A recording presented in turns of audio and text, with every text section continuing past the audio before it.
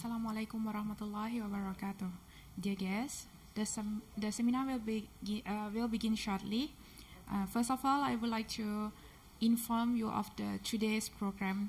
This is the last session of the Hasib, the 11th Hasib. And the entitle of this session is the omic approaches for precision halalizations, and we will include the 5 topics in this session. First is Foodomic for the promotion of halal food and nutrition. Second is a point of care device for non-halal ingredients monitoring in food manufacturers.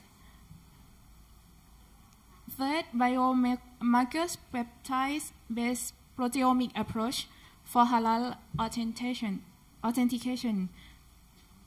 The development of the standard reference material for porcine DNA detections.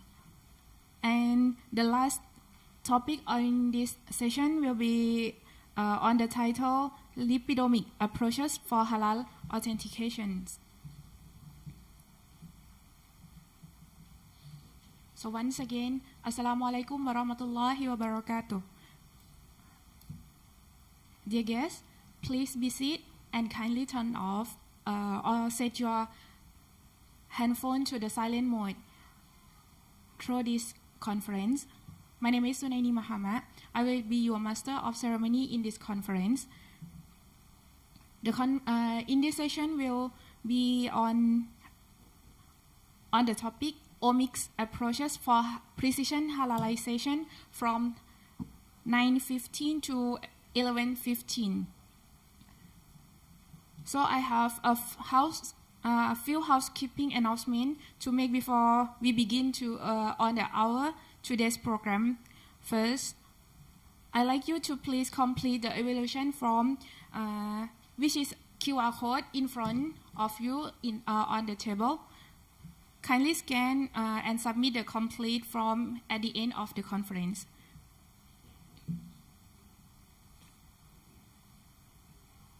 So, ladies and gentlemen, it's my pleasure to welcome you all in the International Halal Science and Technology Conference, or 11 Hasib.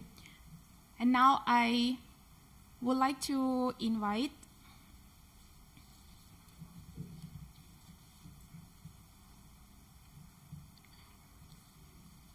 Dr. Muhammad Umair Ashad, the Director of Institute of Home and Food Science, Government College, University, Faisalabad from Pakistan. Please welcome. His research expertise is on regulator affairs related to nutrition, fact and health claim, with a focus on the regulation in jurisdiction of Canada, USA, EFSA, and Pakistan, food intake regulations, appetite, and glycemic response of food, which special focus on the dairy products and competence, and his special expertise on existing regulations related to health claim and food labeling in different jurisdictions around the globe. His qualification and educations: his graduate PhD, master degree, and degree in food science and technology from University of Faisalabad.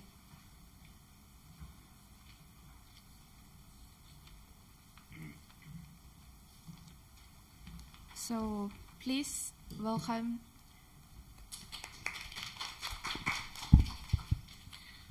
Assalamu alaikum wa rahmatullahi wa barakatuhu.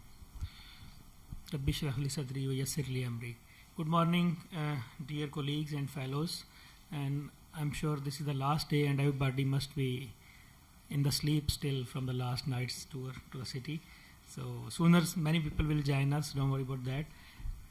Today in this session, we are going to discuss something about very important components of the halal.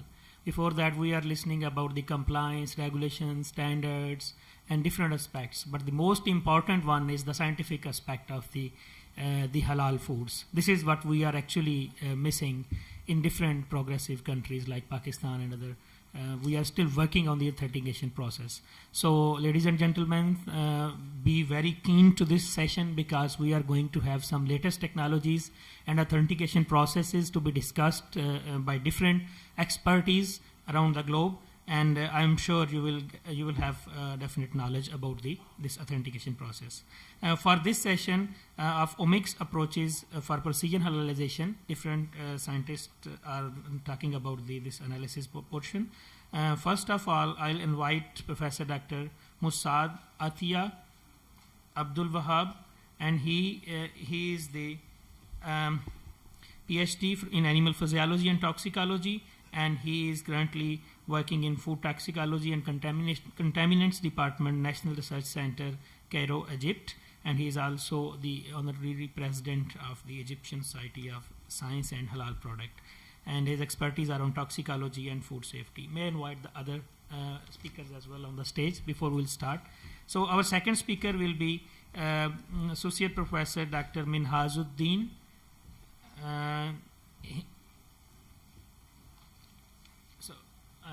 Professor, if I'll invite first all of them, so we'll start. Professor Minhaz Uddin is from the Universiti Brunei Darussalam from Biosensor and Biotechnology Lab, and his expertise are in molecular biological techniques and biosensor techniques. His qualification is also a PhD from Japan in chemical and material science. My third presenter of today's session will be Professor Dr. Shuhaimi Mustafa, and he is Director of Halal Product Research Institute from UPM, University of Putra, Malaysia, and his expertise are also on food microbiology and biotechnology. And the next speaker is Dr. Charun Yafa. Dr. Charun is Assistant Head of Chemical Metrology and Biometry Department in Thailand, and his qualification is in the basic science like chemistry from University of Edinburgh. And the last one is Dr. Zahri bin Ismail. He is professor in School of Pharmaceutical Sciences from University of Science Malaysia, and his expertise are on herbal and halal products. So ladies and gentlemen, again welcome you all on this very important session of omics and halal authentication.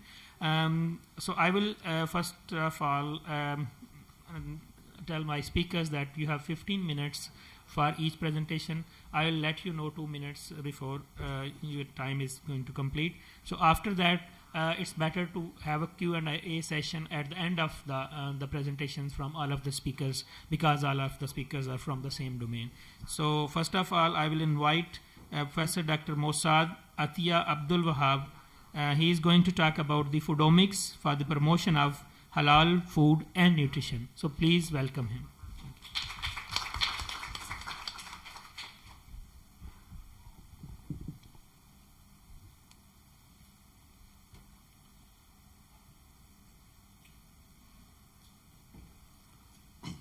Assalamu alaikum wa rahmatullahi wa barakatuh. Thank you very much, Professor Dr. Muhammad, for you introduced me to give my lecture. I'm going to talk about Foodomics for the promotion of halal and food and nutrition. First, يقول الله سبحانه وتعالى: يا أيها الناس كلوا مما في الأرض حلالا طيبا ولا تتبعوا خطوات الشيطان إنه لكم عدو مبين. And also Allah subhanahu wa ta'ala says: ولا أضلنهم ولا أمنينهم ولا آمرنهم فليبتكن آذان الأنعام ولا آمرنهم فليغيرن خلق الله ومن يتخذ الشيطان وليا من دون الله فقد خسر خسرانا مبينا. صدق الله العظيم. Muslims should develop their research in food to achieve halal, high nutrition, superior quality and safe food. the growing population has increased the requirement of food, which influences on the development of advanced food production and processing technique. Muslims shall have food which is healthy and lawful according to Islamic law. Halal food should be clean, safe, and free from any haram ingredients.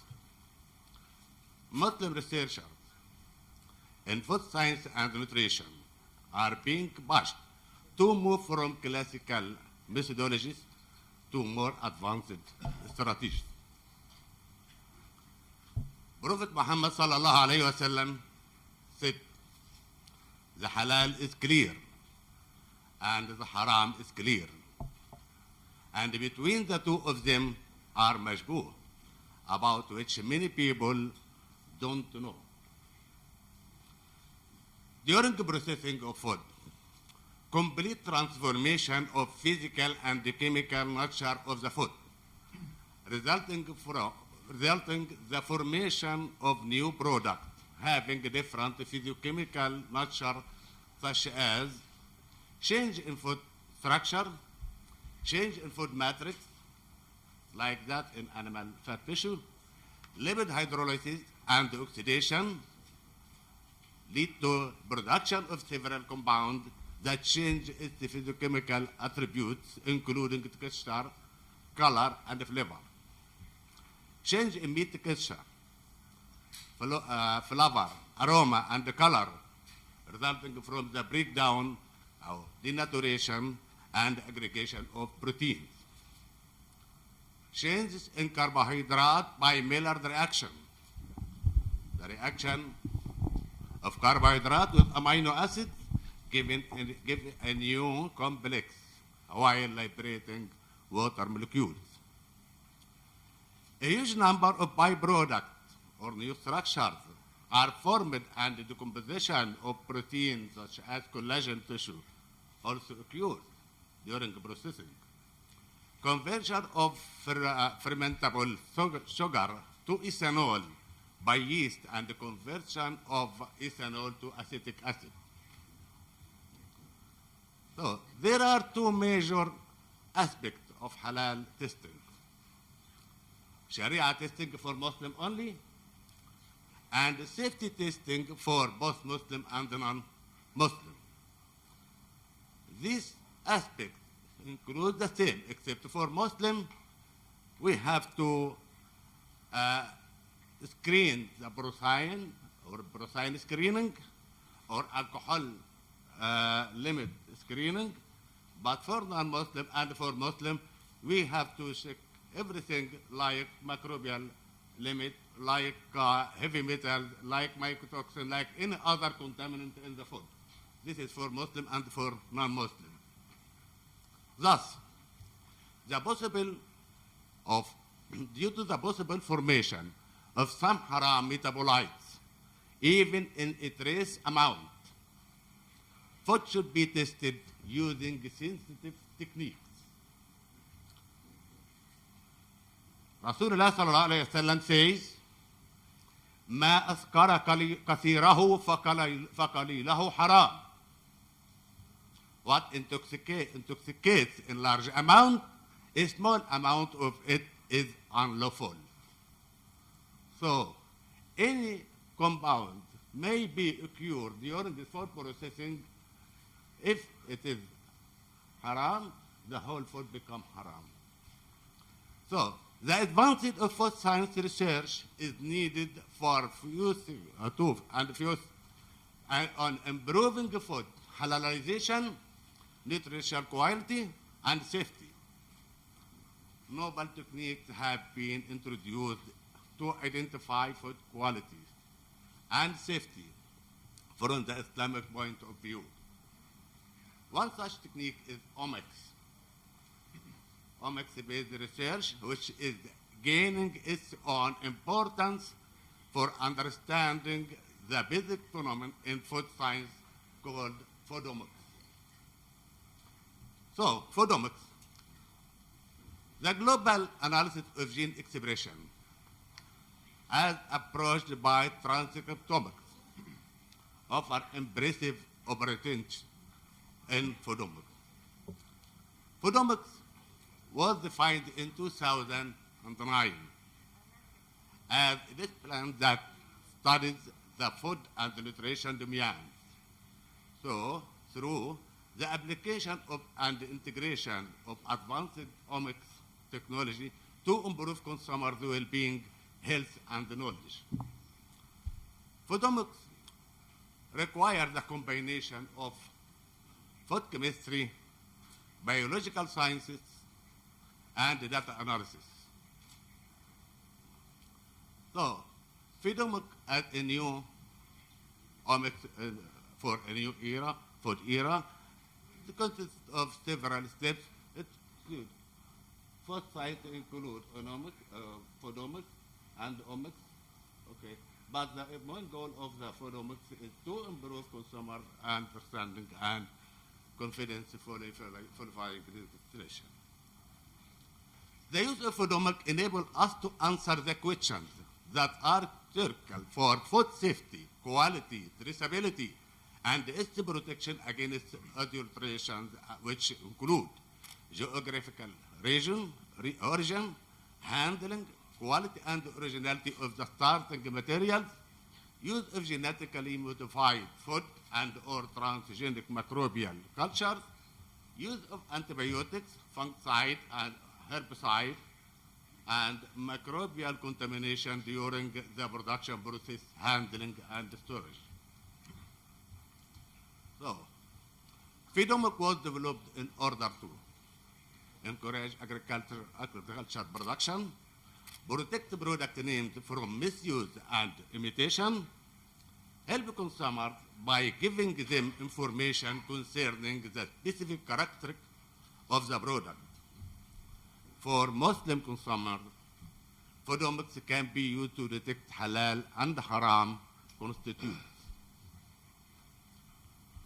So the use of Foodomics includes all the steps of food chain, from the raw materials during processing, final product, and cleaning and sanitation. Most of them, we use the Proteomics as a tool to detect the composition of the food regarding everything, including halal and haram ingredients. So, Foodomics involve four main areas. Genomics, which involves the investigation of genome and its pattern.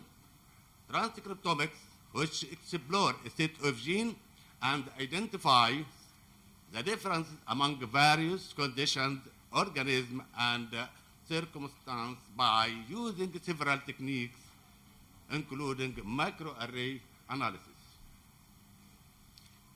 Proteomics also studies every kind of protein produced by the gene. In the cell, we say gene expression. When the gene, the cell gives their expression to gene expression, this expression results of the formation of protein. The protein has also expression. So we say gene expression means not sensitive like we say protein expression, because the protein is the final unit expressed in the cell. Then metabolomics includes chemical diversity in the cell and how it affects cell behavior. So there are some vocabulary regarding the omics. In science, normal science, we said omics. We said genome. Genome in omics, we said genomics. Transcriptome, transcriptomics. Proteome, proteomics. Metabolome, metabolomics. And physiomics. Nutrigenomics. Foodomics lead to other omics sub-disciplines, including nutrigenomics. After, what is the difference between food and nutrition? Food is the food in the table. After I take it and it starts to digest in the body, it's called nutrition. So, Foodomics lead to other omics sub-disciplines, including nutrigenomics. genomics, which is the integration of the study of nutrition, gene, and omics. Foodomics and halal products. With the omics approach, we can connect food components, food diet, individual health, and disease. This broad vision needs the application of advanced technologies and the ability of looking at the problem with different approach, which is called Foodomics approach. Foodomics can be measured by capillary electrophoresis or mass spectrometry. By using Foodomics tools, we can detect porcine protein and gelatin, limits of alcohol in food produced by applying of omics, such as genomics and proteomics. Furthermore, metabolomics is a new analytical method and considered as a high throughput technique to identify and to quantify of the metabolites in food. For Muslims, robust, efficient, sensitive chemopreventive, and cost-effective analytical methodologies needed to be developed to guarantee of halal food and ensure its safety and quality.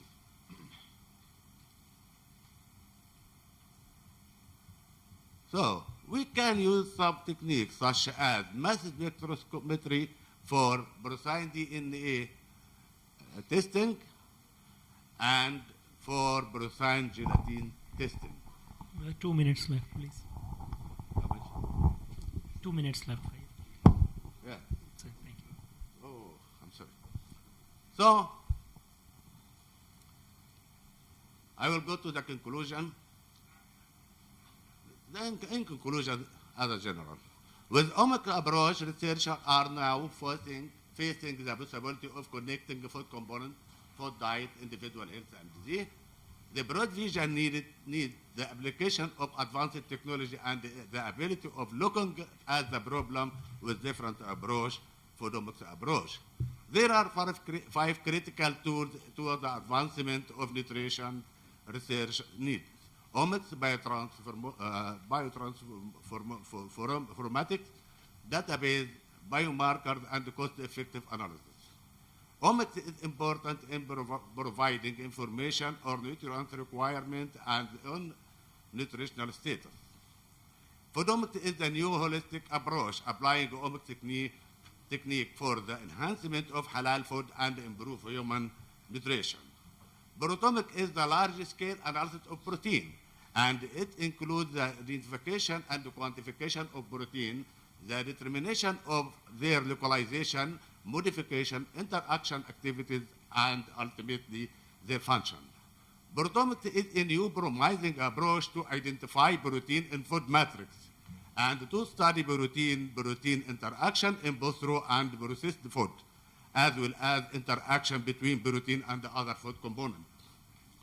Foodomics is used to understand the biochemical, molecular, and cellular mechanism that underlie the beneficial or adverse effect of certain bioactive food components, understand the gene-based differences among individuals, know the identity of genes that are involved in the previous stages to the onset of the disease, determine the effect of bioactive components constitutes in critical molecules, establish the role and the function of gut microbe, the stress adaptation response of foodborne pathogen, investigate the use of food microorganisms as delivery system, carry out the investigation of unintended effect of genetically modified crops, the preventive assessment of food safety, quality, and traceability, understand the molecular basis of biological process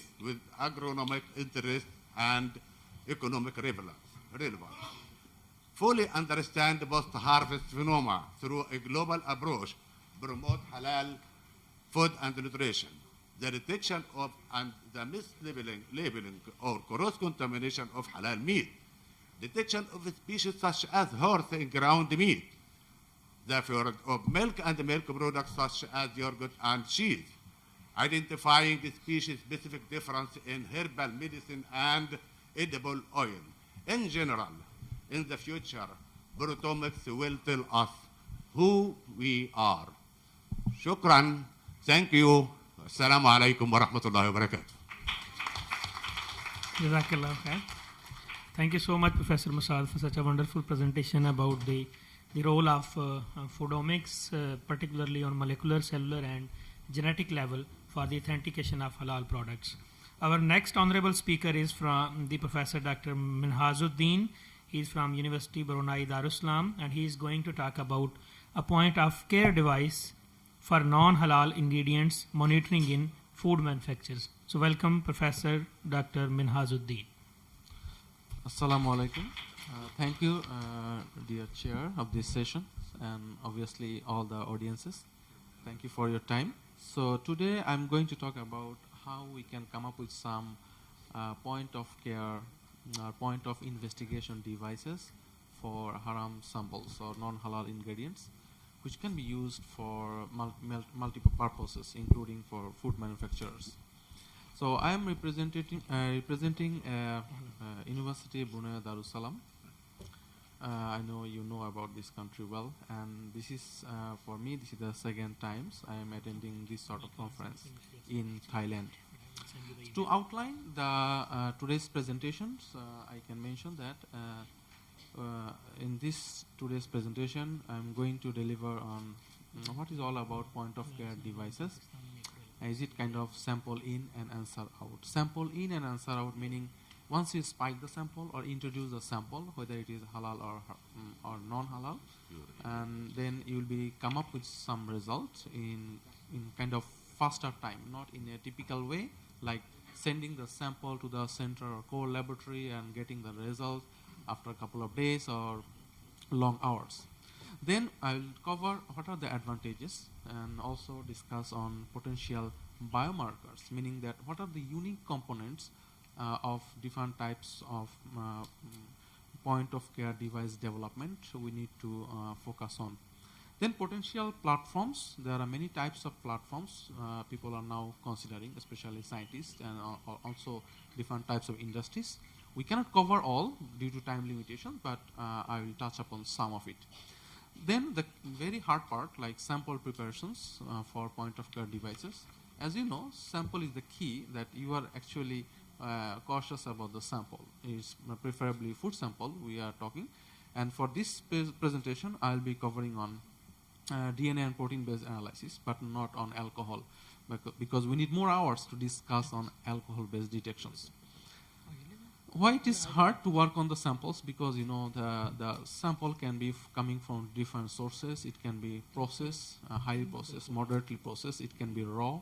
It can be from different admixture of sources at different ratios. It can be treated with different temperatures. So there are many complexities we need to embrace before developing this sort of point of care devices. Then the current trends for last decades, like sensor and biosensor implementations for point of care devices, because if you want to come up with some sort of very specific like kind of precision halalization or kind of very robust detection strategy, you need to still rely on different types of biosensor strategies. And also we'll discuss quickly some of our works towards point of care devices. Since it is for general people obviously, and then it's not too technical, so I'll try to make it as simple as possible. So the idea is once you are trying to develop a point of care devices, you need to think that how the device itself can be reliable. Meaning that from academic research, you need to translate in such a way so that it can be validated well and people can trust it. Then it's also overlaps with the accuracy that the data you'll be getting at the end of the day should be accurate. How about the fast results getting, like rapid response? Like that's the essence of the point of care devices, so that you can make a decision immediately. If it is time-consuming planning, then you need to send the sample to the centralized laboratory, which might take longer time. And then it should be simple. Obviously, it should be simple. We have some simple devices in the market, like pregnancy kits, like the different types of nitrate and other microorganisms analysis from the urines. And also we have a glucometer, which is very popular. So these are very simple. You just put a drop of blood or drop of urine and you will get the result. Most of the cases, the results are primary investigation, but that primary investigation gives us some clue where we should move forward. Sensitivity and selectivity is the key. Like things should be sensitive enough so that you can get some, develop some judgment. Otherwise, it might be false negative. False negative meaning that maybe you have some sample in there, but your device is not able to detect the sample, which is not good. Selective means, for example, you have multi-species and you are trying to detect specifically porcine, then how you can detect specifically porcine, and it will not give any misjudgment in the overall interpretation. Another thing is cost effectiveness. I'm taking a bit time on this slide. The slide will be faster. The cost effectiveness meaning that it should be affordable so that people will like to buy it. And that's the challenge because most of the equipments for chemistries are in the benchtop scales, and most of the equipments are bulk in size and very expensive. But how about relying on something very cheap system? Portability is the key because that's the thing that you can carry with you, and then otherwise you will not like it. And reproducible, meaning that maybe different batches you have produced the devices, whatever result you are getting for a control sample, you will be getting the same result after 1 month or after 12 months. There are other things, but this is enough for today's discussion. So what's the overall objective? Like if you have suspected adulteration, then you can actually consider to detect the biomarker, whatever biomarker you are considering, then you can get some result, and result can be analyzed. And based on the results, you can take further actions. So this slide shows that how different types of food can be analyzed in general, and how it is giving convenience to the consumers. There are many things involved in here, but in the pictures, I think whatever you can see, I have already discussed in my previous slide. It is in a schematic diagram that from convenience to the portability and cheap and easy to dispose, and of course reliable, selective, and giving a data how we can come up with good judgment. There are different types of biomarkers in food are available nowadays, like different types of microorganisms, pesticides, heavy metals and chemicals like antibiotics. But nowadays we are also talking on food adulterations, like detecting halal samples from the foods, including alcohol detections. There are some challenges that I'm going to discuss, and the things are evolving. People are developing these systems in last couple of years. There are a couple of platforms involved in point-of-care devices, like paper. Like paper means the paper you have in front of you. There are many chemical composition you can produce or imprint onto the paper substrate, and you can detect different types of species. This is possible.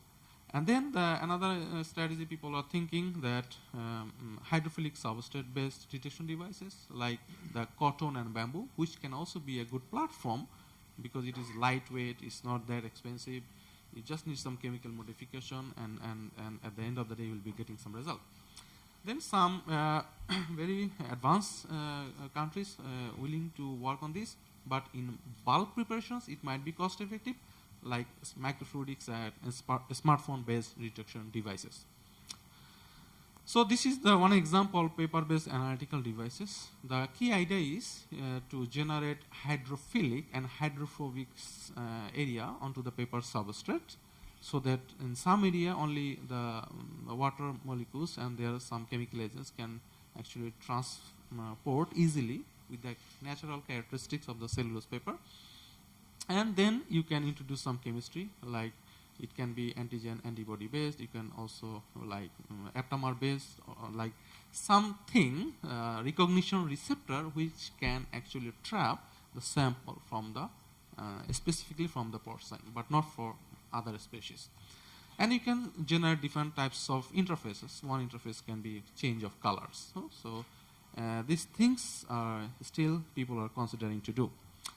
And then the nitrosolus membrane-based lateral flow devices, like different types of lateral flow devices, which is already exist in the market, but there are some limitations in terms of sometimes the sensitivity issues. And then another one, the hydrophilic-based devices. I was mentioning that you will introduce some cotton and then with some nitrocellulose paper and make it a hybrid device.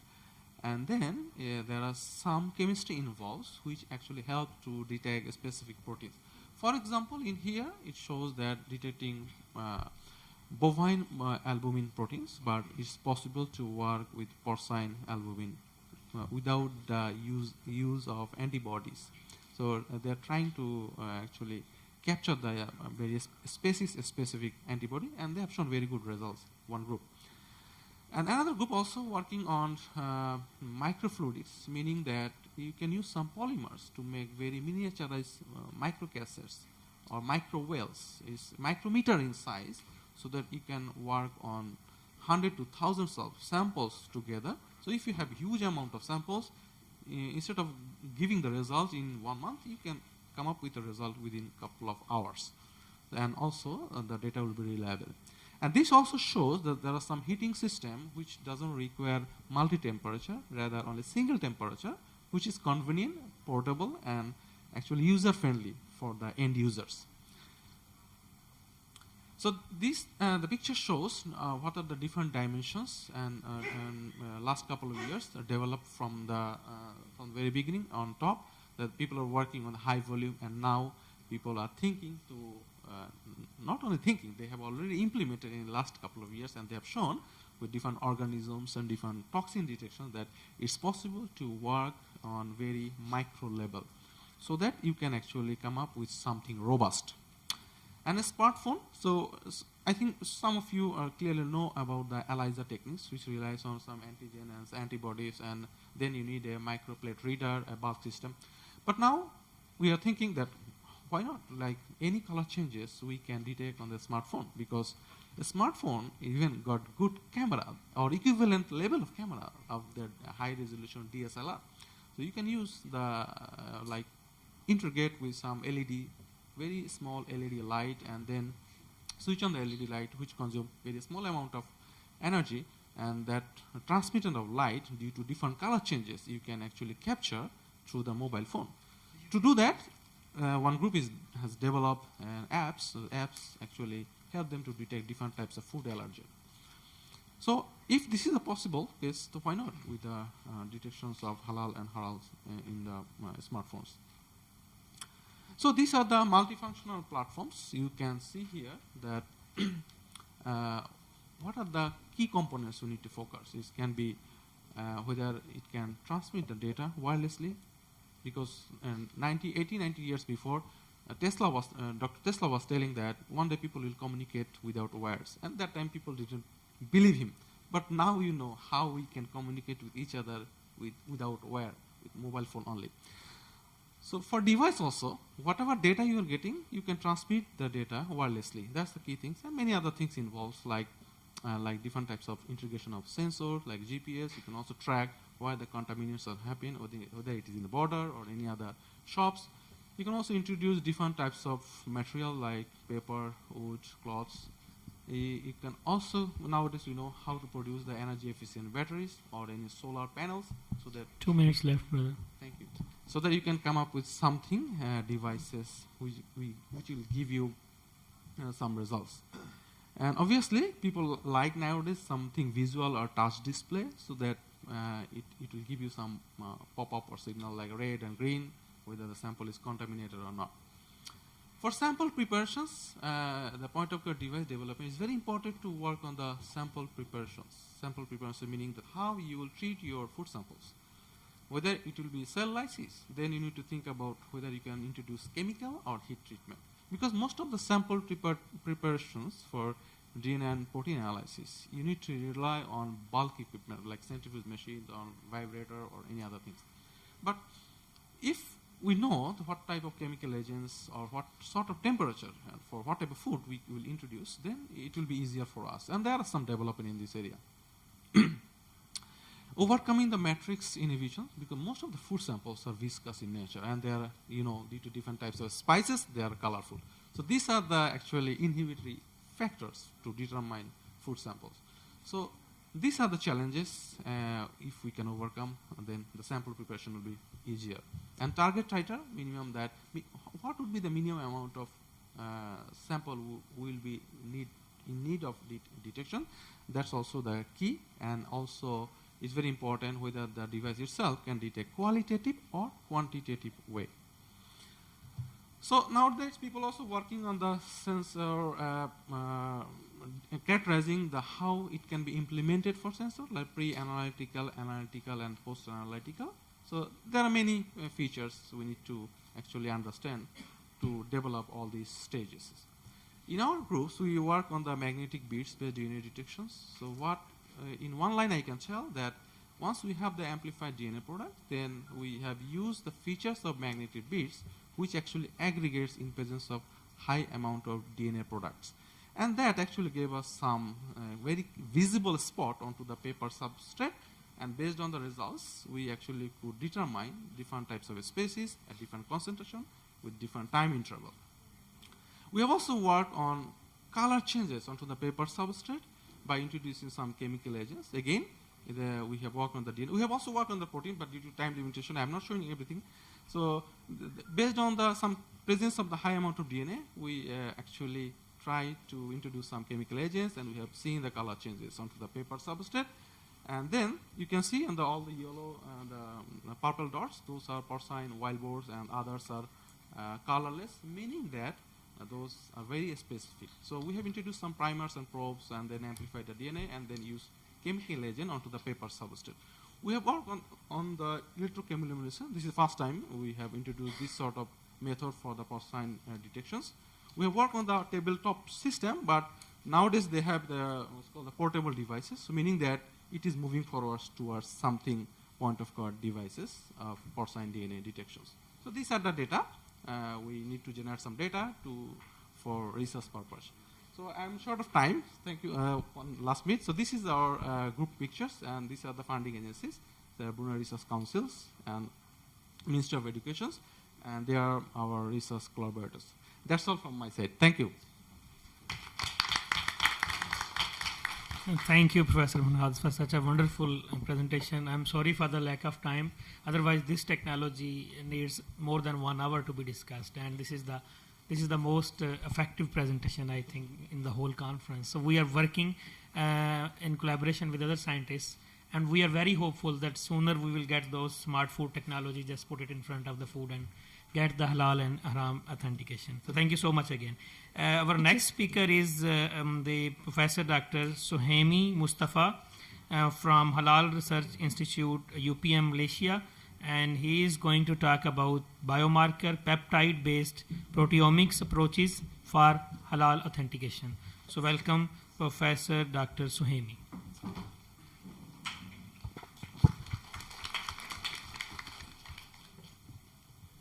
Thank you, Dr. Muhammad, for the introduction. Bismillahirrahmanirrahim. Assalamualaikum warahmatullahi wabarakatuh, and very good morning to all.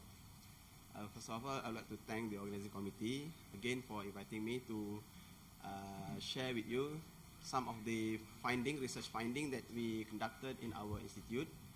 And I must say that my presentation would be the continuity from what Professor Mosaad Attia just now presented, and he did introduce some information about LCMS.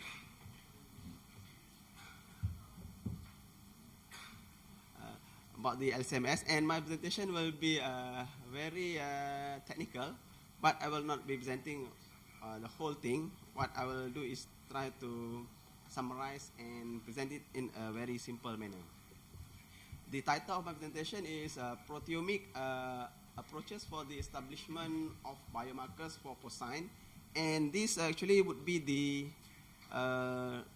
upstream process in the development of biosensors that mentioned by the presenter just now. And it's one of the important activities, you know, before we develop the sensors, biosensors, detection device and so on. So we must have the biomarkers first, then we continue with the device. So this is the content of my presentation. I'll be talking about the introduction, methodology, specifically to the machine equipment that we use in our lab, which is the LCMS, and then result in discussion and conclusion.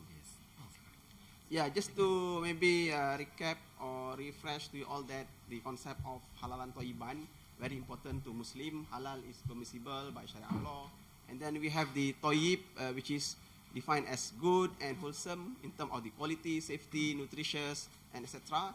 And also the haram concept, which is the opposite of the halal. Yeah? And we also being informed yesterday that the importance of halal brand or halal logo. Yeah, and because of why this halal brand and halal logo important, because they are really represent the concept that we are all Muslim proposing to the world. The food, the consumer product that are allowed, permissible to be consumed by Muslim. And nowadays halal is become a premium brand. This all we know about that. And also recognized by not just by Muslim but also non-Muslim. And that's why I think halal brand is very important for us to maintain or to uphold the sanctity of this brand. Even though we know that this brand, not just the halal brand but also the other brands in the world are subjected to threat. They are like a cycle, This halal is like this brand is like a cycle. Sometimes they are on top, sometimes they are progressing, sometimes they are in the bottom and also declining.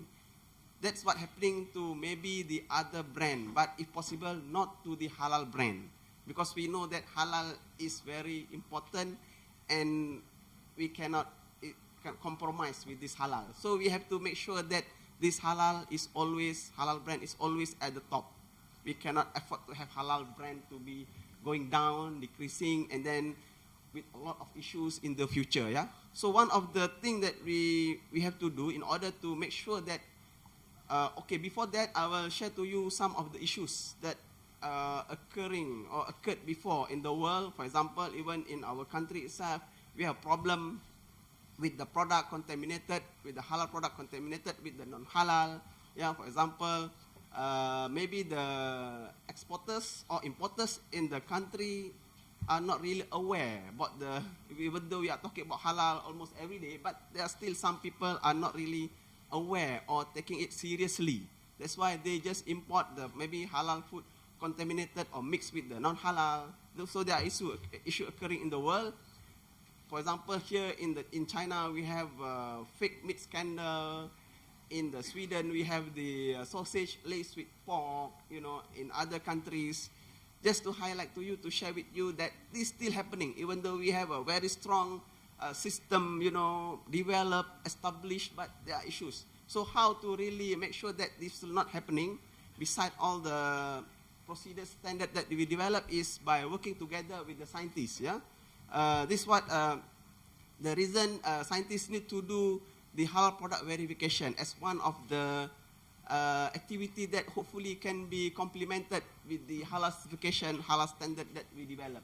After all, the standard, the certification developed by Muslim and the verification we have also from Muslim, so might as well we work together. So there are many compounds that can be used or chemicals that can be used to differentiate or detect the presence of non-halal ingredient in the product. For example, based on their protein, DNA, lipid, alcohol, and other chemical substances, especially related to the thayyiban concept about the safety, quality of the product. For example, acrylamide, we have a problem in the product. We have a trans fat, we have antibiotic residues a lot, especially in the animal, poultry, fishes. We have a lot of this poison, I can say, present in this product that we have to take care as well, not just the presence of porcine or alcohol, but some other thing. Yeah, for example, synthetic food dyes and allergens that we have to also take care in order to make sure that this halal brand is always at the top, because we always associate halal with toiban. So, but if our product is always halal, yes, but the toiban concept is always a problem, then we cannot really make sure, or we cannot really inform to the people that the halal product is good, wholesome. Yeah, that's why we have to do research and try to identify their presence in the halal food. So this is the general methodology of my experiment, my group experiment in the institute. So we have the sample of pork, poultry, and beef currently, and then we extract the protein by using some chemicals, enzyme, and then we produce the peptide, and then we run using a common basic instrument 2D SDS page, and then run into the LCMS to get the profile, and then we analyze using statistical analysis. The analysis is very complicated, and I will not explain to you in detail because it involves the algorithm, involves advanced chemometric, and so on. Yeah. But what we do here is to get the sample, porcine, poultry, and beef, and then try to see whether they are different or the same in terms of the peptide profile. Yeah, and try to identify the different peptide, and then maybe in the future can be used as a biomarker to develop the kit or device. So this is the result from our experiment when we run the peptide, from different animal using a simple technique, which is the SDS page. We can see the difference in terms of the band produced. We can see that porcine, poultry, beef produce a different profile. That can be indicator that they are peptide unique to each animal, that maybe we can use it as a biomarker to develop the device. After that, because we have sometimes quite a lot of data that we can have a problem, to analyze visually. So we have to use statistical analysis to really look whether they are really different or not. From this analysis, we subject the data to principal component analysis, and we can see clearly that pork located at different part, and then we have broiler at different part and beef at different part. From there, we know that they are different. When they are different, then we can use that as a marker in the future. Yeah. So this the left side is the score plot. Score plot basically will be analyze all the data that we have into a group, and it's not really telling us what is the specific peptide that present that can be used as a biomarker. So what we do is to use another analysis or to extract the data using another platform, which is called the look at the loading plot on the right side. So you can see that some unique proteins start to appear, some unique peptides start to appear in the data that we can extract to use it for future application. So this is the protein band for pork located at that area. And in that circle, actually, there are several peptides that is unique to pork. Yeah. Next, we see that in terms of the extraction efficiency, we can see that our method can extract protein quite from different animals quite efficient with quite high number, which is 60 milligram per mil, 82, and 86. Actually, it's not that difficult to extract protein because meat is made from almost 100% protein. So we have no problem with that, yeah? And after that, we subject this extracted peptide from our first experiment into LCMS. Because, when we analyze using SDS page, that might be, protein lumped together, peptide lumped together, that we cannot separate. Because in the SDS page, we can see only a few peptide there. But when you analyze using LCMS, you can see thousands of peptide present, actually, yeah, from the analysis. So from that 1,000, it's not that easy to analyze, to really look or find the unique one. So that's why we need to have a complex analytical method. So from here, you can see that even in the blank, because this LCMS is so sensitive, even in the blank also you can find a lot of bands there, about 1,000 of them. So as the same as the samples. So how do we really differentiate or know that a peak in the sample is present also in the blank? So what we do is we subtract or minus out about thousands of bands present in the blank that might be present also in the sample due to the contamination of the, maybe from the mobile phase, stationary phase, and so on. So we minus out, and in the end we only analyze about 500 peptide. Still, this 500 is a lot, and they might not be unique. All these 500 might be all unique to different animal. They might be some animals sharing some peptides, and some maybe are unique. So we have to do further analysis. Where in this case, from the LCMS result, after the ionization of the molecule and then we convert into mass over Z unit, we can, analyze it again using PCA and group it into separate group. First, using SGS page, we have only a few protein peptide that we can also group into several group. And using LCMS, because of the separation will be more effective. So we have about 500 peptide, and we analyze using PCA, and we still can group them into separate group. From here, the left side is the score plot. After doing the analysis and so on, we can get a separate group of this peptide. And on the right side is the loading plot, where we analyze all the peptide from all the 500 plus peptide from about 45 samples in one go, and then the machine will try to separate, whether they are unique or not from each other. So from this experiment, we can see that the one that is far from the center, is the unique one. And in the center, mostly are the same. They share the same peptide in different animals. So we don't consider that. We try to look at the farthest from the center of the peptide as our biomarker. But this is still not enough in terms of the statistic. It's still not enough to determine the unique peptide. We have to do another analysis, what we call what we call OPLSA. 2 minutes left, brother. OPLSA is basically the other statistical analysis that has more differentiating power as compared to the PCA. So from there, we can, further screen down the potential peptide that might be present in the fork, which is unique and not present in the other animal species. So from this OPLSA, we managed to screen down to 7, to 7 peptides that might be unique and can be used as a biomarker. But from this 7 peptides, when we do further analysis, 5 of them is not recognized by the software, and only 2 from the myosin group. And we know that myosin is the common protein in the meat, and the others is not myosin, and these 5 other peptides might not be relevant for our analysis in the future. So what we do from this 7 peptide, we screen down into 2, and these 2 peptides we further analyze with another round of MS. That's why we call it tandem LCMS, because we use 2 times MS.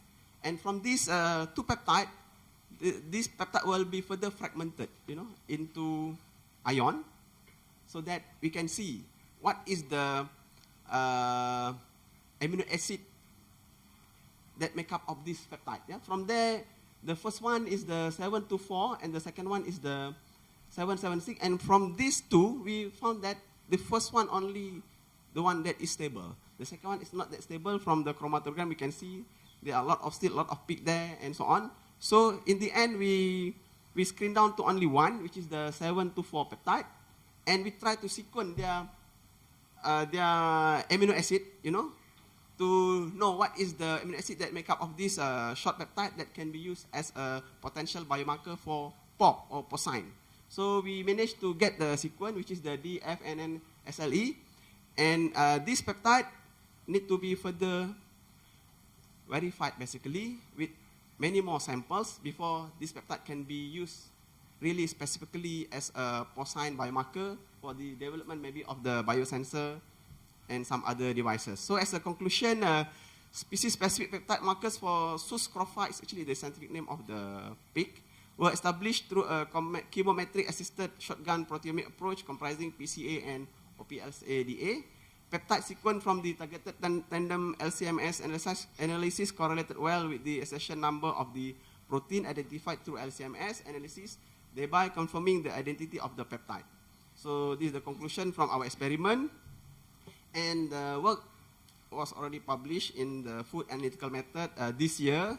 And just to share with you some of the innovation or product that we produce from our laboratory, beside the authentication or analysis or verification aspect, we also develop a product that can be used as an alternative to maybe the non-halal or the non-toy one. For example, we developed on the left side is the animal feed, what we call tohira, suci, clean, that we developed because we know that some of the animal feed has an issue. Yeah, so we developed try to develop the tohir one. The second one is the supplement for this animal feed, also be developed, and we use all the halal, clean, and also sustainable ingredients. The same as the third one, we develop a microbe that can be used to replace the poison or the anti-fungi, anti-pesticide, everything that used in agriculture, because we know that agriculture product use a lot of this poison, and we don't want that, especially maybe later branded as halal. So that's our innovation in the lab. Thank you very much. Thank you so much, Professor Dr. Shuhaimi. Another very handsome presentation about the development of specific biopeptides for the authentication of halal and haram. So again, the time is short, so I'm sorry for that, but this is very comprehensive presentation. So our next honorable speaker is Dr. Charun Yafa. He is from National Institute of Metrology, Thailand, and he is going to talk about the development of standard reference material for porcine DNA detection. So welcome, Professor Dr. Charun, please. Assalamu alaikum wa rahmatullahi wa barakatuh. Thank you very much. May I thank the organizing committee to invite me to give a talk on this seminar. So my talk today will be about the development of the standard reference material for porcine DNA detections. So basically, what I would like to talk to you today is to introduce about where I came from, and then I will talk to you on the job of the Metrology Institute, and then I will go to the development of standard reference material. Basically, I came from the National Institute of Metrology, Thailand. Some of them might not know what is the National Institute of Metrology. The Metrology Institute dealing with the measurement standard.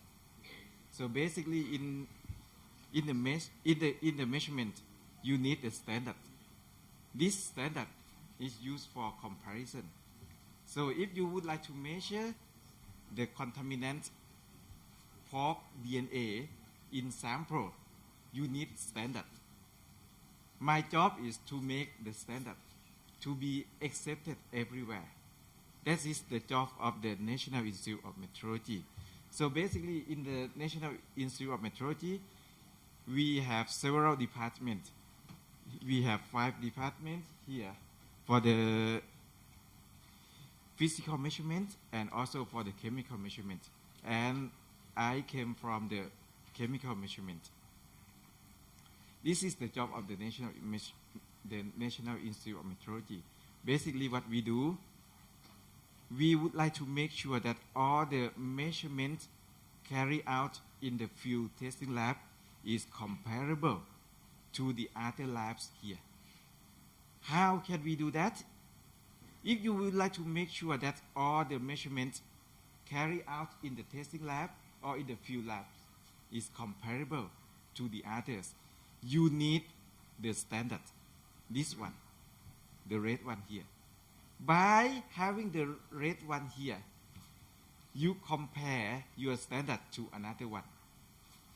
So let's say in the world, if you have one standard, one chemical, one measurement standard, and then you use your standard to compare to this one, it's going to be the same. And then using this in the country to compare to the other standard used in the lab, you make sure that every measurement carried out in every lab in the world will be comparable. That is the job of the metrology. So basically, the Metrology Institute, we have the BIPM, the Bureau International, the Point and Measure. This is the world organization to look after the measurement, to provide the measurement standard.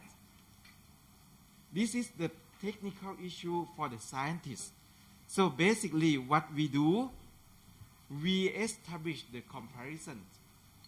We establish the comparable between, for the measurements between every countries. So in our case here, we have the measurement capabilities. So basically what we look at what we can demonstrate that this is the capability that we have. You look at the website of the BIPM and you will see each countries will have the measurement and capability. You see CMC, calibration and measurement capabilities. This is the name, the things that you need to look for. Each country, they have the calibration and measurement capabilities. Register at the website of BIPM. If you would like to see if Thailand have the capabilities to measure substance A in some sample, you need to look at the website of the BIPM and you go to Appendix C and you will see each country will have the calibration and measurement capabilities. This is the things that every country recognize. So this is the job that we are doing at NIMT. I came from the National Institute of Metrology, Thailand, in short NIMT. So at NIMT, we have several laboratories. In chemistry, we have one department here. What we are doing is to support all the measurements carried out in the health sector, food sector, industrial, and environment. For the food sector here, we develop the capabilities and provide the measurement standard for measuring contaminants or compounds in many substances, in many matrices. So basically, we do in another area as well. But for Halal Science, we work together with the Halal Science Institute in Chulalongkorn University to develop the reference material. That reference material will be the measurement standard for basically at the moment for our Thailand. But we are working together with the Halal Science Institute to make sure that this standard will be worldwide accepted. So basically, this is what we are doing here. I will explain to you a bit of this. We have the measurement capabilities here, calibration and measurement capabilities. At the moment, we have roughly about 70 capabilities. We carry out the intercomparison. The intercomparison between another measurement institute, another metrology institute. Let's say if you would in chemistry, if you would like to buy some standard reference material, you buy it from America, from NIST, or from Japan. It costs a lot of money. And in our case here, we do the intercomparison between the National Metrology Institute to make sure that our capability is correct. We can get the same result with them. We do the intercomparison, we have the capabilities, and then we disseminate our capabilities through the reference material.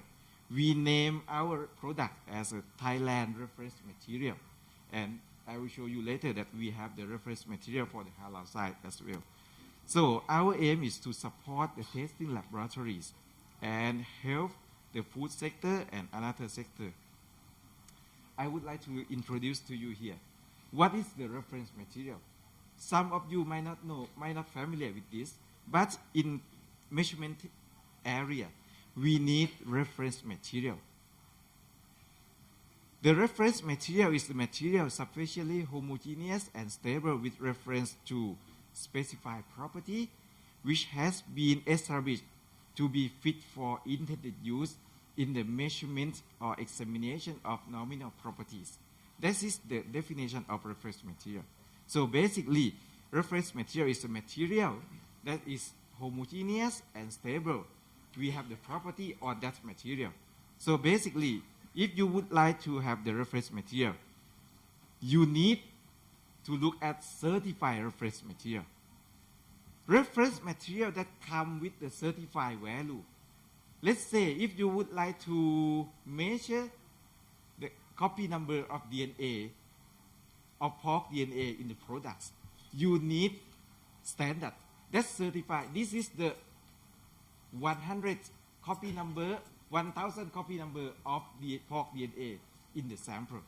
And you use this as the standard to calibrate your instrument.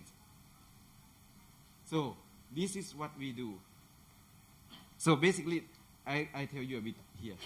For the use of reference material, basically we use for the method development, we use for calibration of instruments, we use for QC, and also we use as a PT. The production of reference material, you need to produce according to certain requirement here. ISO 17034, and also you need ISO 17025. So for the calculation of reference material, you need uncertainty that come with your certified value. The uncertainty needs to come from characterization, homogeneity, and long-term stability. This is the production. This is the products that we have from NIMT. We have a list of reference material here. We have pork DNA solution. This is the code name. You can look at the website of NIMT and you can buy our DNA solution here. And also we have the mixed meat reference material, pork meat, and also beef meat DNA. And also these two are the pure one. And we are also working on the 1% weight by weight pork in beef and also 10% pork in beef as well in progress. This is the DNA, the pork DNA solution that we have here. This material intended use for the generation of calibration curve in quantitation using the real-time PCR. This is the technique that mostly used in the laboratory.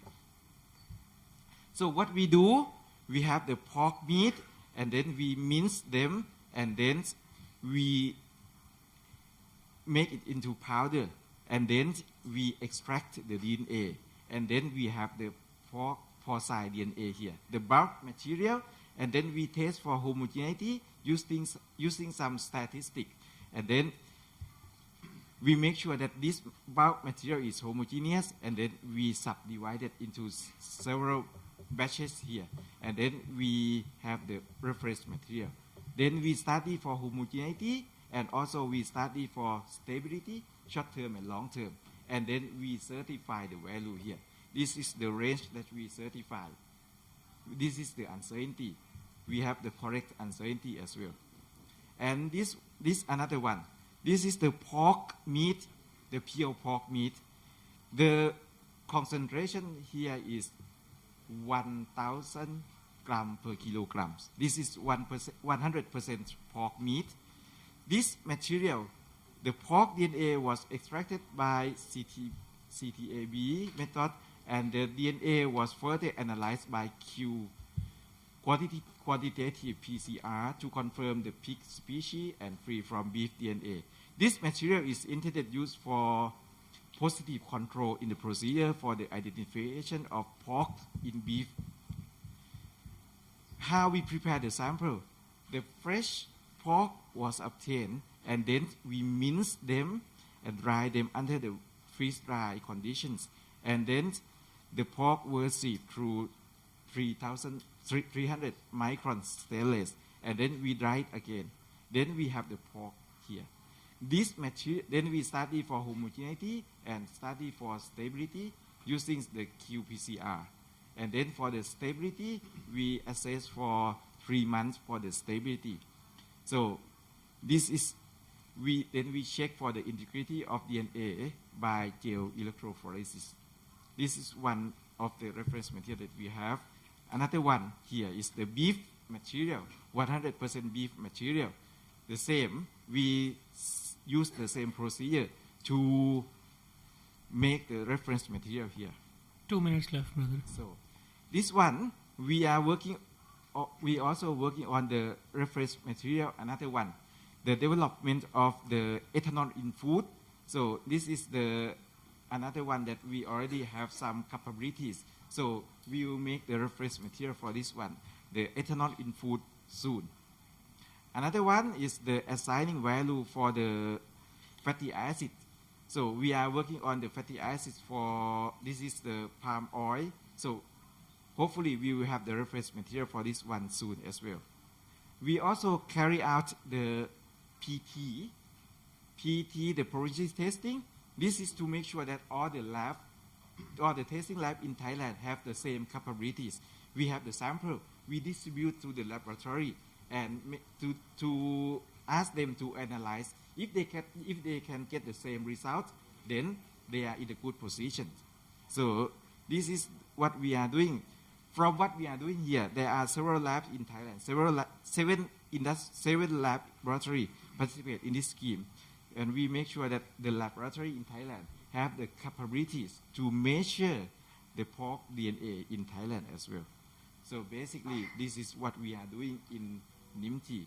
So hopefully, I think this will make sure that all the measurements for pork DNA will be comparable, and you can use this, our reference material, to calibrate your instruments and to validate your method here. This material has been accepted by the National Metrology Institute, so I think this is very, very in the position that we can use for the science. So thank you very much for my side. Thank you. Thank you very much, Dr. Charun. Another very important presentation, and we are very excited and we are very thankful that what the metrology department is delivering to the nation and to the international scientists, the reference materials, which is very important.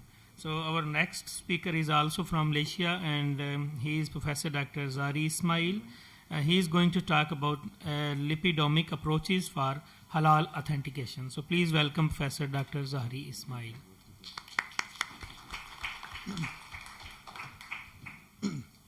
Bismillah ar-Rahman ar-Rahim. Assalamu alaikum wa rahmatullahi wa barakatuh. Alhamdulillah Rabbil Alameen. Assalatu wassalamu ala shafi'il salim wa ala alihi wa sahbihi ajma'in. Thank you very much, Mr. Chairman, for the introduction. First of all, I'd like to thank the organizing committee, especially Professor Winay, for giving us the opportunity to be here and to present whatever work that we have done for the benefit of the Ummah in terms of getting halal materials for the use of the population. What I'm going to talk today is on lipidomics, and to see whether this technology can be utilized efficiently for us to make sure that it's one of those tools that we can use officially for us to authenticate halal. Basically, lipids is a material that is common to all living things, and they are very very useful. They've got many key biological functions and also economic utility. It is the economic utility that we feel that have some problems in trying to get it used for the general public. And the word lipidomics is a discipline of itself. It is unique in terms of it has got the functional specificity of lipids and in relation to other metabolite functions. So it has got its own unique features, and the lipids themselves is an important element in the food chain, without which no organisms can survive. And of course, the utilization of lipids in the various industry, in food, beverages, healthcare, pharmaceuticals, cosmetics, are very important. And I think if any of you got some tablets or some medicines in your pocket, you find that it may contain some of these lipids. And then the problem is, with lipids that is a contentious issue due to the non-halal origin of the material. And of course, also the adulteration of non-halal lipids with halal lipids. And we are very grateful that Thailand, through Dr. Vinay, has approached this subject matter very clearly and very bravely, in fact, that halal is for all. And halal is also used to make sure that it's being used by all the regulatory agencies, meaning that we have to show with official documents, with official standards, that these standards of halal can be empowered to the authorities for them to do the analysis and so on. So the halal built-in or the halal by design is done through this so-called precision halal. Yeah? And for this, we can look at the lipid as an example of how we can make sure that the halal built-in is achieved. Yeah? And especially in terms of quality control, to make sure that we get the right halal material. And then I'll be talking about several lipidomics technology using spectroscopic and chromatographic methods. Many of the terms have been mentioned by the previous speaker, so I don't have to go into detail. And I think I'm thankful to them. I think I just showed what are the unique features that is present in my presentation. So basically the animal fats and oils, they are important ingredients of food and also pharmaceuticals, the shortenings, texture, flavor, and so on.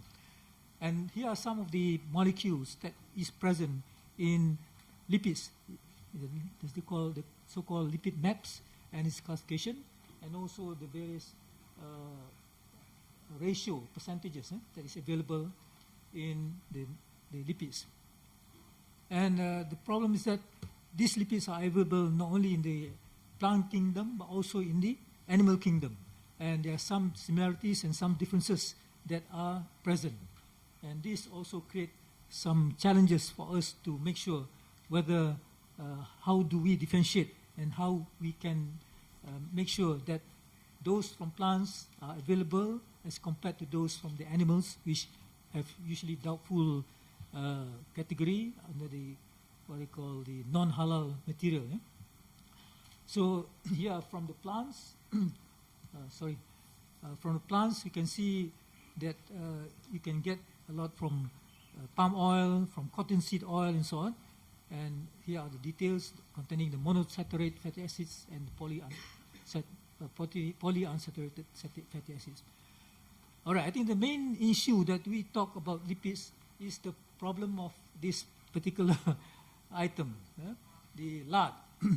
So I'm going to focus on this discussion on this particular thing. And of course, we need to profile it in terms of chemistry, in terms of the chemical contents. And what is useful here is that it contains a lot of saturated fats and unsaturated fats, and also monounsaturated fats and polyunsaturated fats, plus also some linoleic acids. And you can see that the percentages of each and every one of those fatty acids are in a range. And this can be a problem because when under certain circumstances, when they are fed or they are from different environment, this the amount of the fatty acids can come down or become higher. That is why the need for what we call as the reference standards, as what was mentioned by the previous speaker, the reference standard is very important. We have to know the extent on the percentages that is acceptable for us to confirm that this fatty acid belong to this particular animal. And here we have, for example, the different types of animals, from ruminants and also from the non-ruminant, and the contents of this fatty acids, and there's a lot of literature looking into these examples. And of course, they have the standards. Yeah, they have the standards. All right. This is a very important document, especially for us in the pharmaceutical area. I'm taking a monograph. Monograph is a specification of items that are used in the pharmaceutical industry, in the nutraceuticals industry, and also even in the food sector. We have here, in one of the monograph is the stearic acid. And stearic acid, as you can see, it can come from animal and plant source, vegetable or animal origin. Yeah, they are the same. They are included in the document called stearic acid. And in the British Pharmacopoeia 2012, I think the current one also, they have these features. It's very useful for us to comply. This is what we call a reference standard. For you to comply with this reference standard, then you must make sure that whatever ingredient that you put in your product, in your tablet, or in your material that you use to make foods and so on, they must comply with this particular standard. But the details of this standard is very highly technical in the sense that they have different percentages also. Yeah? You have stearic acid 50, stearic acid 70, stearic acid 75. And to comply, meaning the raw materials can come from animal or from plant sources. Yeah? So within, the meaning say that you have to have the right technology for you to make sure to differentiate the halal and the non-halal stearic acid. Yeah? And of course, in the British Pharmacopoeia, they use the gas chromatography to make to differentiate it. So we have to know the details by undergoing all the procedures and so on. And to understand lipidomics, here we find that this is what lipidomics are about. It's part of the metabolomics. And I think our earlier speakers have already mentioned these things, so I won't go into detail. And the technology for us to look into the various aspects of the metabolomics is varied, yeah? Due to the fact that it all depends on what are you looking for and why are you looking for it. So here are some of the details on the genome, the transcriptome, proteome, and metabolome, which is very important for us to understand the final metabolites. And here's the what they call the definition of metabolomics, meaning say you are doing a metabolite profiling. Same also for lipidomics, yeah? Because lipidomics is a subset of metabolomics. And then here are some of the strategies of metabolic analysis. We have the metabolite profiling, and then we have the fingerprinting, we have the target analysis, metabolomics, and each and every one of them have got a certain what they call objective to be achieved. Because some of them are used in medical area for them to do analysis on blood samples and so on. But I think we are more interested in knowing the ingredients and the product, whether the materials that the lipids that use is acceptable or not, is halal or not. Yeah? And then here are some of the technologies that is already being published. Yeah? We have GCMS, LCMS, and all those things. And here you can see they are meant for, the metabolomics are meant to look for the biofluids, the metabolic footprint, and also the intercellular metabolites and so on. So it all depends on the purpose of why this technology is being used. And this diagram or this picture signifies on the type of technology that is useful, because each technology have got their own features, their own capability, and we have to compare. For example, the NMR can look into this iceberg, only a certain portion of it, whereas the others, they look at the different aspect of this iceberg. That means the whole holistic picture of the lipids that we are looking into. So we have to select the right technology, and there's no one technology that can be used to confirm, yeah, the whole thing. You have to use in tandem together with other technologies. Okay. And of course, I'm looking into specifically on this infrared technology because it has been highly used, and even the this technology has been used in other areas. For example, I'm also working on herbal because it's a complex mixture. It's very useful for us to authenticate and also to get the fingerprint. Yeah? And here are all the technologies that's available to be used. So as I mentioned just now, there's not one technology that can be used to describe whatever you're looking for.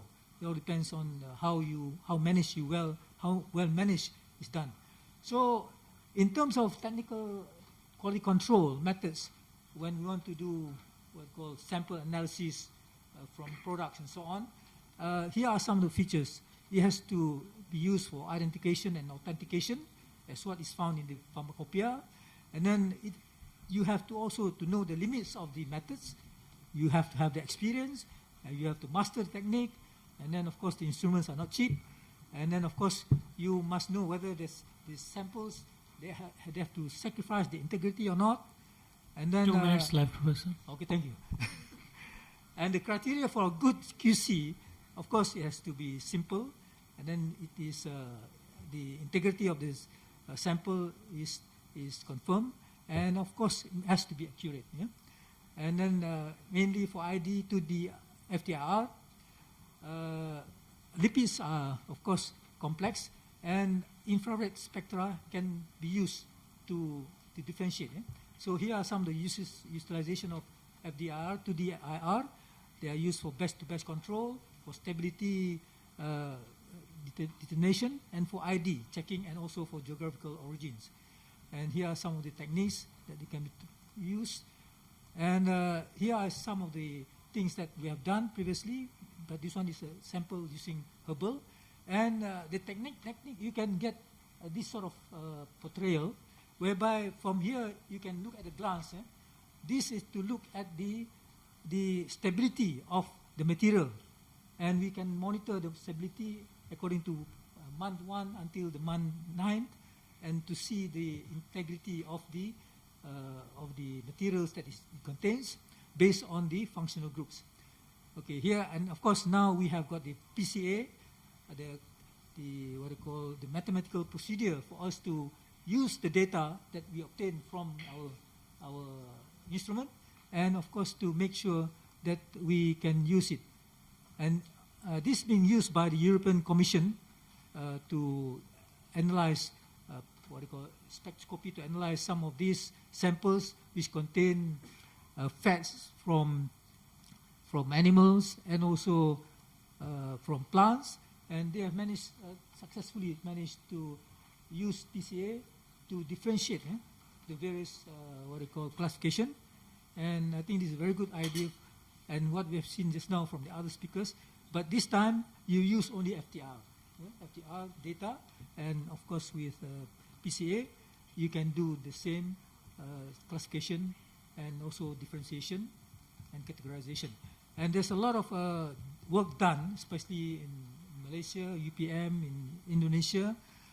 And here are some of the examples, overview of various products that have been studied using FTR, and then using chromatographic methods.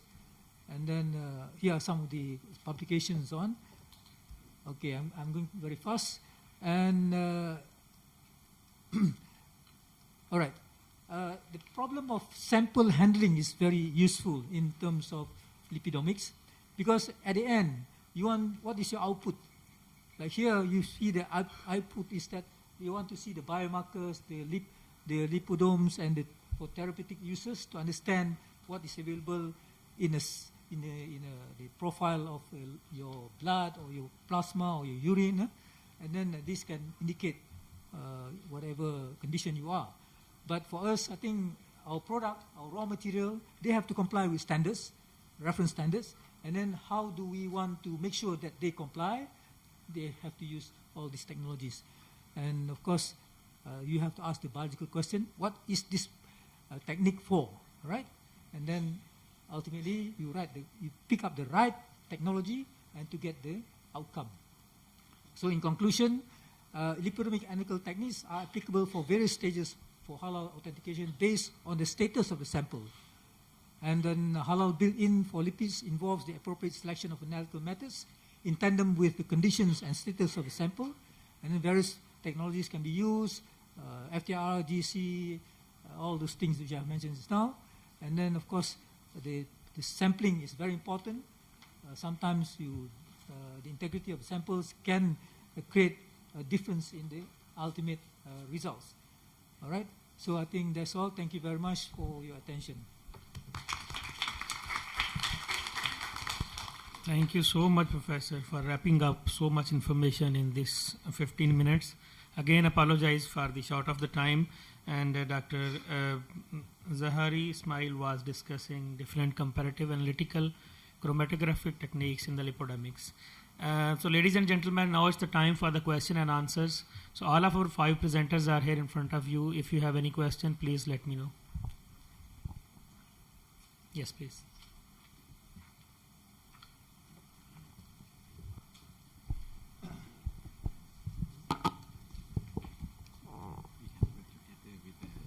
Assalamualaikum warahmatullahi wabarakatuh. I'm Punut Muhammad from Drug Discovery and Development Center of Thammasat University, Thailand.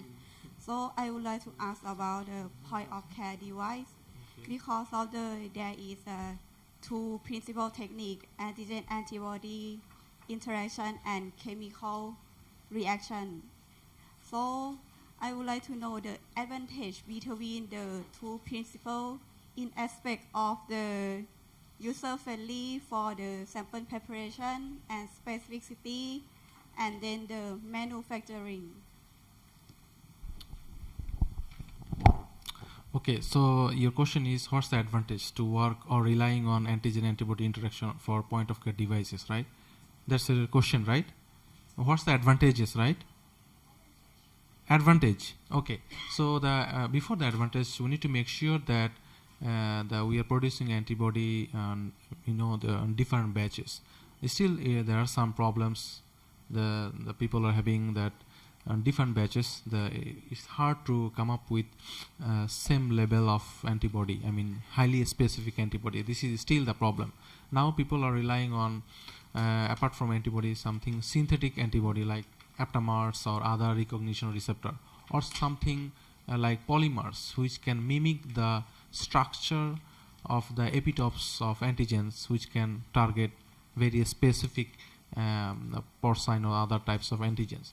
What I'm telling that not relying on antibody based or immuno based platform, but people are also working on how to come up with some very specific or a stable recognition receptor.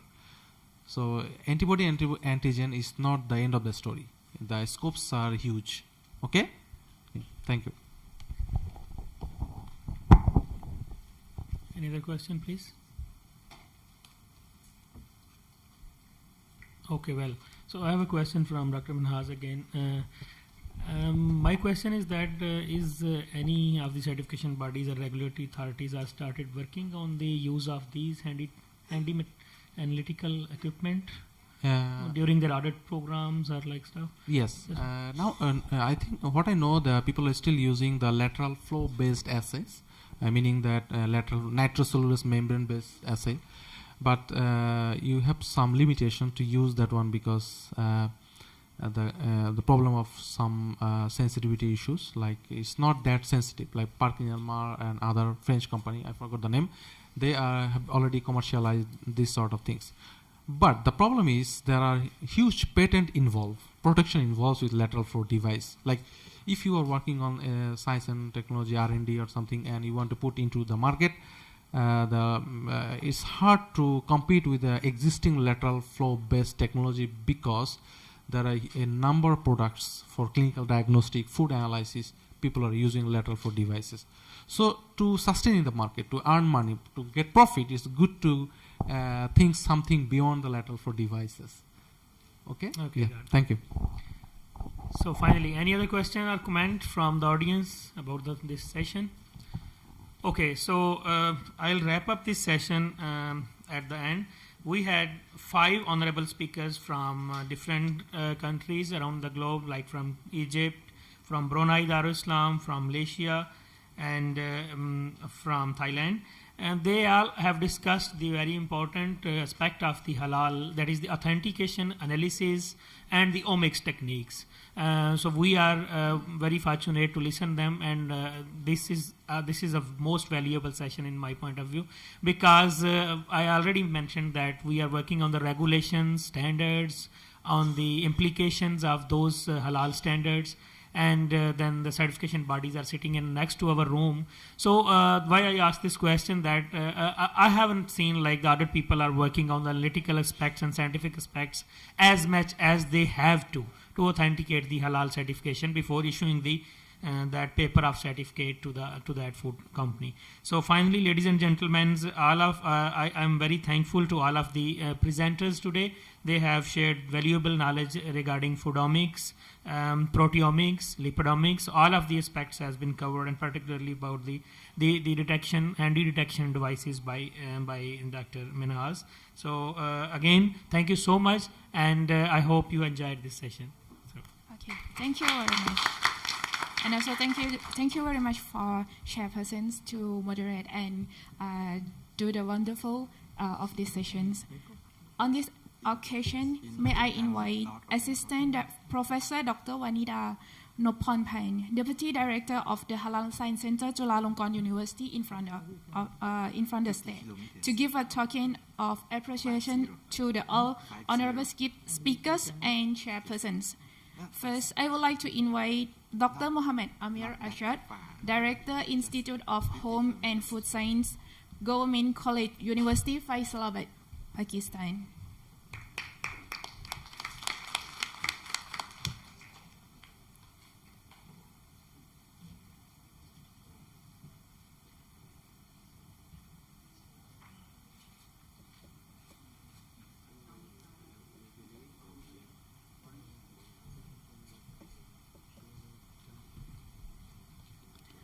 And next, Associate Professor Dr. Minhaz Uddin Ahmed from University Brunei Darussalam. We basically use the British pharmacopoeia and US pharmacopoeia, not our own.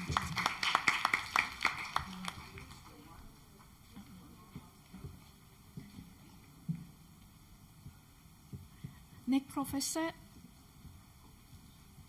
Professor Dr. Mosaad Abdel-Wahhab from the National Research Center, Egypt.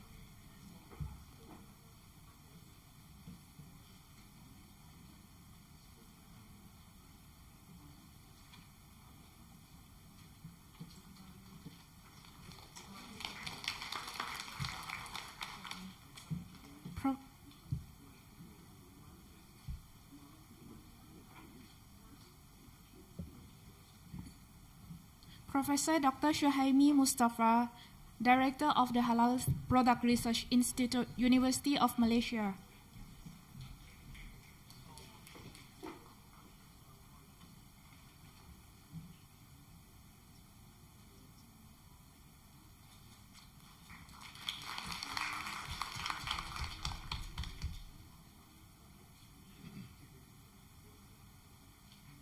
Dr. Charun Yafa, chemical metrologist at National Institute of Metrology, Thailand.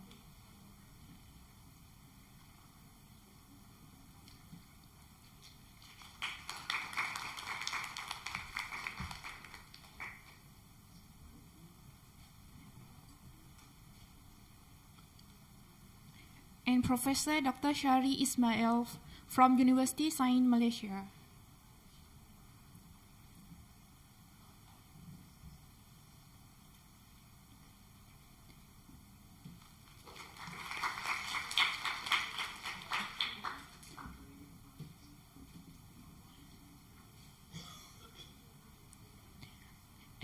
And please, all speakers remain in front of the stage to take a group photo session.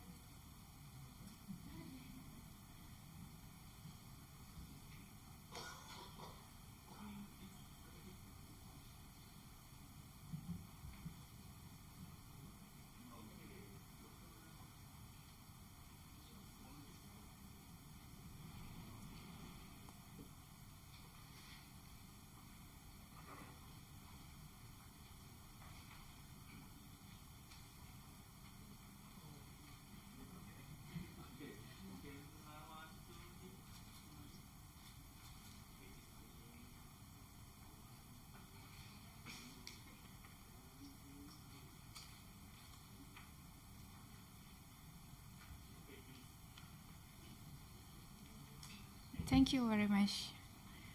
And ladies and gentlemen, this is with this we have come to the end of the International Halal Science and Technology Conference, or ISATEC, the 11th HASIP conference. On behalf of the organizer, I would like to thank Associate Professor Dr. Vinay Dahlan, Chairman of the Organizing Committee Thailand Halal Assembly 2018, Founding Director of the Halal Science Center, Chulalongkorn University, and the collaborator, the Central Islamic Council of Thailand, or SICOT, the Halal Standard Institute of Thailand, and all honorable speakers and chairpersons of this conference on yesterday and today, who give a great presentation and discussion in this conference. Also, thank you for your participation in this program. I hope this year's conference has given you a knowledge, insight, and information which can be used in the practical manner. So, see you next Thailand Halal Assembly. Thank you very much. Assalamualaikum warahmatullahi wabarakatuh.